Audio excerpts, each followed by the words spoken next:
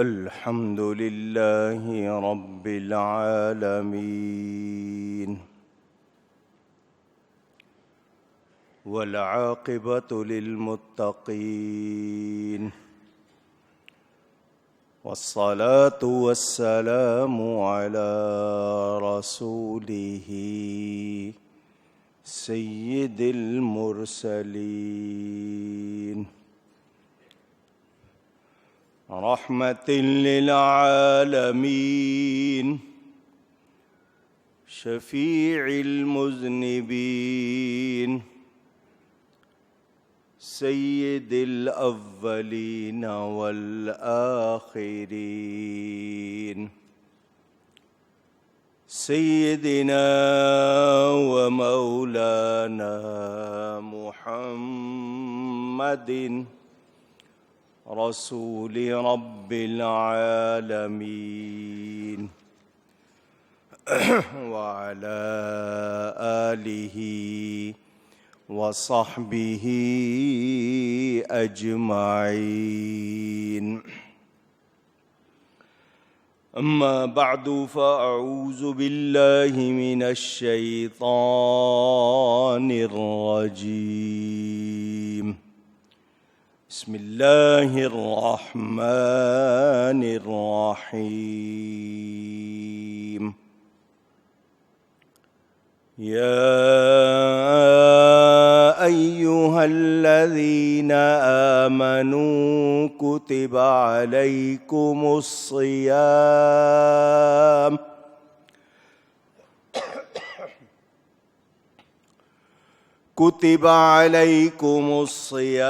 كما كتب على الذين من قبلكم لعلكم تتقون. صدق الله العلی العظیم. محبت کے ساتھ ایک مرتبہ درود شریف پڑھ لیجئے. اللهم صل على سيدنا ومولانا محمد معدن الجود والكرم وآله وصحبه وبارك وسلم. الصلاة والسلام عليك يا رسول الله. الصلاة والسلام عليك يا حبيب الله. الصلاة والسلام عليك يا رحمة للعالمين وعلى آلك وأصحابك يا شفيع المذنبين.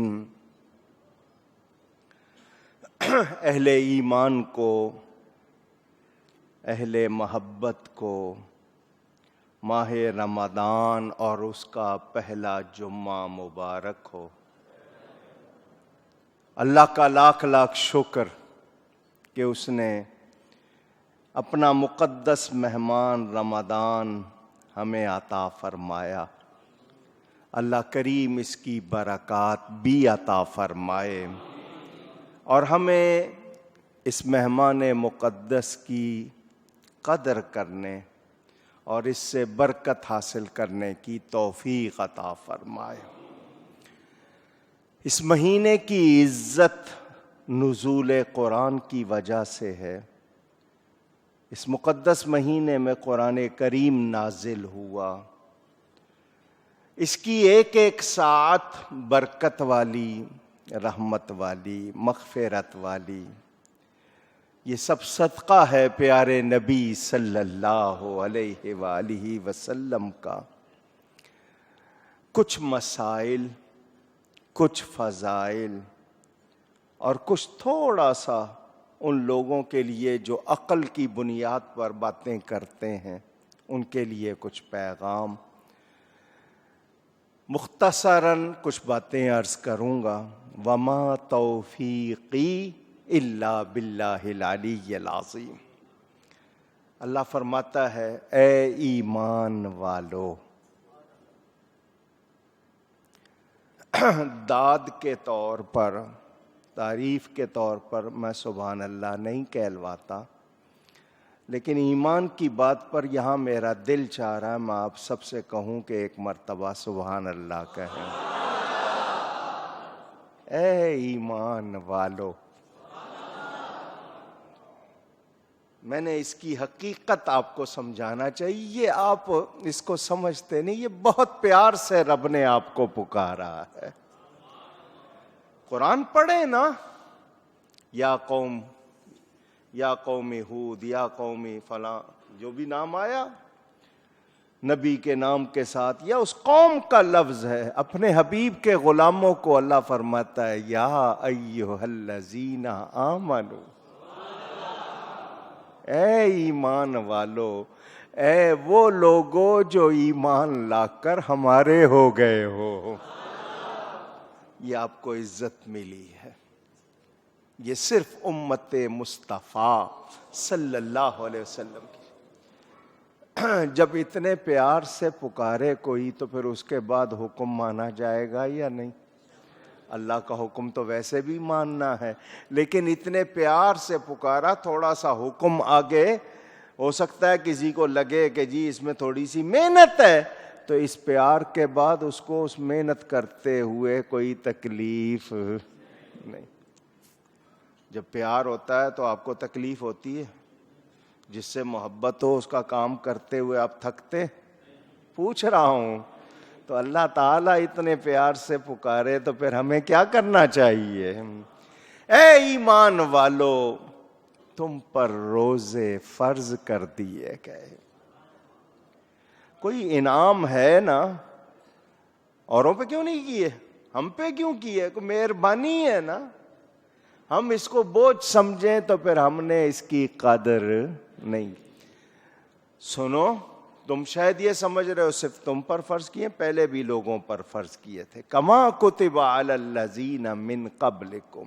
اور یہ مقصد تمہیں بھوکا رکھنا نہیں ہے، مقصد تمہیں پیاسا رکھنا نہیں ہے، مقصد کیا ہے؟ لعلکم تتقون، تاکہ تمہیں پرہیزگاری ملے، تمہیں تقوی ملے، تم ستھرے ہو جاؤ۔ 11 مہینے تم نے بہت سی سستیاں کی ہیں، لاپرواہیاں کی ہیں، یہ مہینہ دے رہے ہیں صفائی کر لو تاکہ ہماری بارگاہ سے بخشش مل جائے۔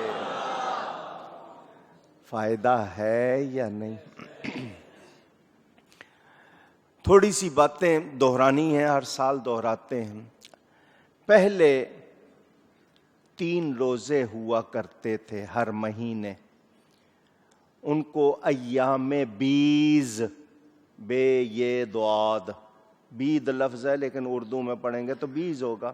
ایام بیز کے روزے ہوتے تھے 13، 14 اور 15، یہ 3 روزے رکھے جاتے تھے آدم علیہ السلام کے وقت سے شروع سے۔ پھر محرم کی 10 تاریخ کا روزہ رکھا گیا جس کو عاشورہ کہتے ہیں۔ یہ شروع میں روزے تھے۔ پہلی آسمانی کتابیں اور صحیفے بھی اکثر اسی مہینے رمضان میں نازل ہوئے، لیکن ان کا تذکرہ، ان کی تمام تفصیل محفوظ نہیں ہے۔ نبوت کا اعلان کیے ہوئے 15واں سال ہے۔ حضور صلی اللہ علیہ وسلم نے اعلان نبوت جب فرمایا تو اس کے بعد کتنا عرصہ؟ 15واں سال ہے۔ مکہ مکرمہ سے مدینہ آئے دوسرا سال ہے، 13 برس مکہ میں اور دوسرا برس ہے مدینہ منورہ میں، 2 ہجری ہے۔ یہ رمضان کے روزے فرض ہوئے۔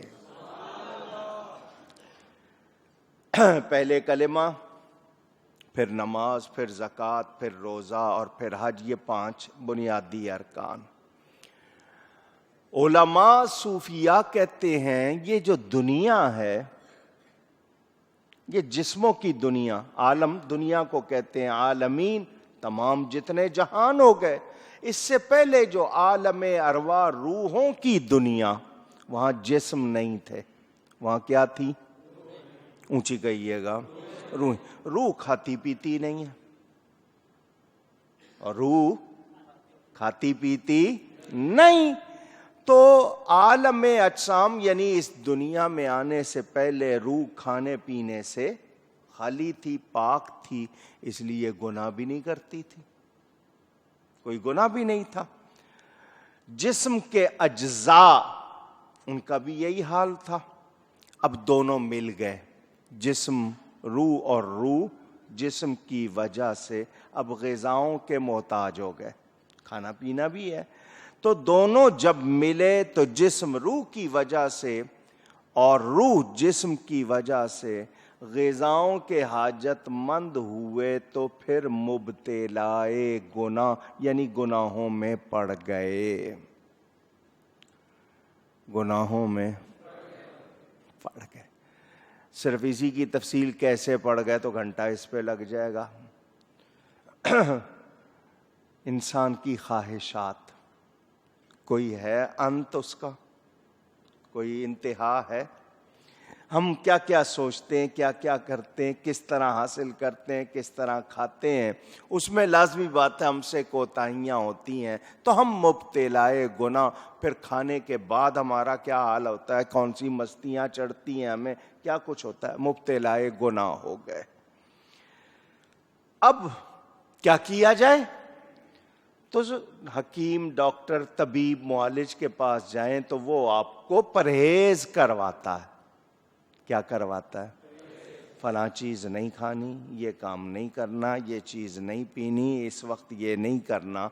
کیوں؟ تاکہ نظام ٹھیک ہو جائے. نظام تو ضرورت تھی اس بندے کو وہ پرانا وقت یاد دلانے کی جب جسم میں روح نہیں آئی تھی اور روح پاک تھی. اے بندے وہ وقت یاد کر, تجھے ان غذاؤں سے ہم تھوڑی دیر کے لیے روک کر وہ وقت یاد دلانا چاہتے ہیں, تاکہ تو پہچان کہ تجھے کیسا ہونا چاہیے.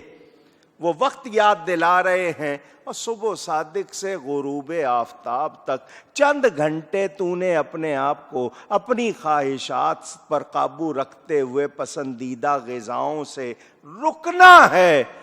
اب بھوک بھی لگے گی, پیاس بھی لگے گی, تو وہ کیفیت, وہ جو روح کی کیفیت تھی نا, وہ تجھے یاد آئے گی.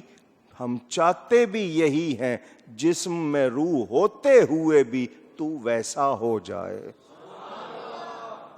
روحانیت آ جائے تجھ میں. بیٹھا کراچی میں ہو اور تیری روح مدینے میں ہو, ایسی کیفیت آ جائے. نفس اور روح جسم میں ہے. کہاں ہے؟ جسم. ایک طاقتور ہو تو دوسرا کمزور. نفس کو طاقتور کرے, جسم کمزور, جسم کو طاقتور کرے, نفس کمزور. یہ الگ الگ حالتیں ہیں, لیکن میں نے جسم کا لفظ کہا, یہاں مراد روح ہے. اگر آپ نفس کو مضبوط کرتے ہیں تو روحانیت کمزور ہوتی ہے, روحانیت کو مضبوط کرتے ہیں تو نفس کمزور ہوتا ہے. اب کس کو کمزور کرنا چاہیے مجھے بتاؤ؟ سمجھدار ہو آپ لوگ. آپ نے کہا کہ نفس کو کمزور کرنا چاہیے, اسی لیے فرما دیا یہ روزہ رکھ لو. یہ نفس کو کمزور کرتا ہے. اور سنو, جب روزہ رکھو گے نا تو تمہیں پتا ہوگا, کسی اور کو پتا نہیں ہوگا. تمہارے منہ میں ہے نا روزہ, دوسرے آدمی کو کیا پتا کہ تمہارا روزہ ہے یا نہیں. اکیلے میں بھی جاؤ گے نا, جہاں کوئی بھی تمہیں نہیں دیکھ رہا, کوئی دوسرا, تم وہاں پہ بھی روزہ ہی رکھو گے. تم اپنے روزے کو خراب نہیں ہونے دو گے کہ کوئی اور نہیں دیکھ رہا, جس رب کے لیے رکھا ہے وہ دیکھ رہا ہے. تو جب تمہارے اندر یہ خوبی آ جائے گی کہ تمہیں رب کے ہونے کا یقین ہوگا اور تم مانو گے کہ رب دیکھ رہا ہے, اندر تمہارے تبدیلی آئے گی, تو میں ہر عمل کی جزا دیتا ہوں. کسی کی 10 گنا, کسی کی 700 گنا, کسی کی 1400 گنا, کسی عمل کی جزا جنت. سنو, یہ روزہ رکھو گے تو میں مل جاؤں گا. اللہ یار یہ روزہ میرے لیے ہے، جزا میں خود دوں گا یا میں خود ہوں اس کی جزا. تو یہ وہ عمل جس کے بدلے رب ملتا ہے. سنیں، جن لوگوں نے دوسروں سے پیسے لے کے مارے ہوئے ہیں، کھائے ہوئے ہیں، نہیں دیتے واپس، قرض لیا ہوا ہے یا ویسے ناحق روکا ہوا ہے، قیامت کے دن ان کو جب دینا پڑے گا تو ان کے پاس پیسے تو نہیں ہوں گے، تو پھر اپنی عبادتیں دینی پڑیں گی نا. اگر عبادتیں نہیں ہوں گی تو دوسروں کے گناہ اپنے اوپر لینے ہوں، تو عبادتیں دینی پڑیں گی، نماز دینی پڑے گی دوسری، مگر روزہ نہیں دے سکتے. روزہ اونچی، اللہ نے پہلے ہی فرما دیا روزہ ہمارا ہے، کسی کو نہیں ملے گا. یہ روزہ ہمارا ہے، سب عبادتوں کا صلہ جنت ہے، اس روزے کا صلہ جنت کا بنانے والا خالق ہے. اللہ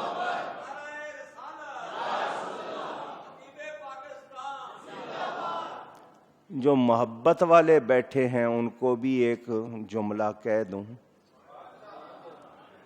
فرما برداری کہنا ماننے پر انعام ملتا ہے. کیا ملتا ہے؟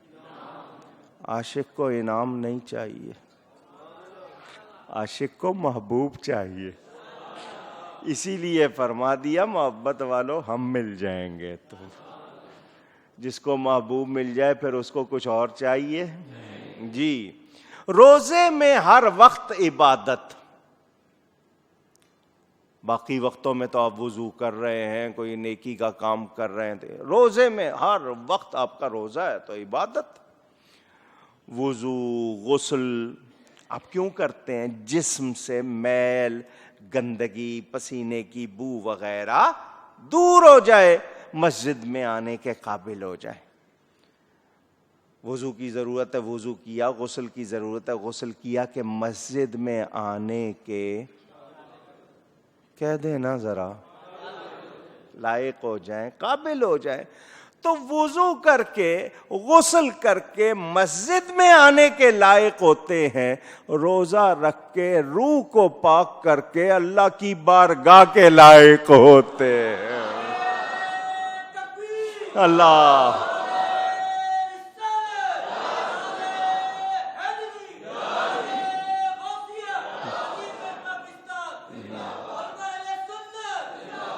محبوب کی بارگاہ کے لائق ہو گئے تو سمجھو بیڑا.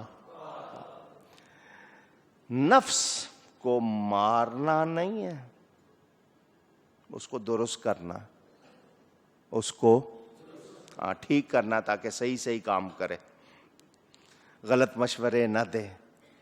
اگر کوئی غلطی فوراً آدمی سنبھلے، غلطی کی طرف جانا نہیں. یہ 1 مہینہ کیوں ہے؟ زمانے کی 3 مدتیں ہیں نا، ہفتہ مہینہ سال، 3 ہی مدتیں. تو یہ اگر ہفتہ ہوتا تو بہت کم، سال ہوتا تو بہت زیادہ، درمیانی 1 مہینہ.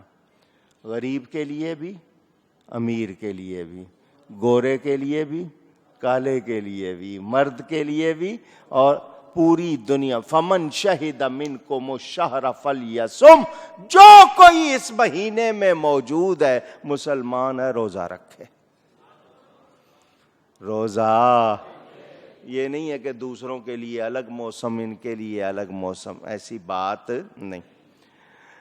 ہمیں سمجھانے والے کہتے ہیں دنیا کے درخت بڑے بڑے ہیں، دنیا کے درخت ان کے پھل چھوٹے چھوٹے ہیں. کتنا اونچا درخت ہے، آم چھوٹا سا ہے، اتنا اونچا درخت ہے سیب چھوٹا سا ہے، اتنا اونچا درخت جامن چھوٹے چھوٹے ہیں. یہی حال ہے نا، درخت بڑے بڑے ہیں، پھل. ہمارے دین میں کام چھوٹے چھوٹے ہیں، ثواب بڑے بڑے ہیں. اللہ اکبر.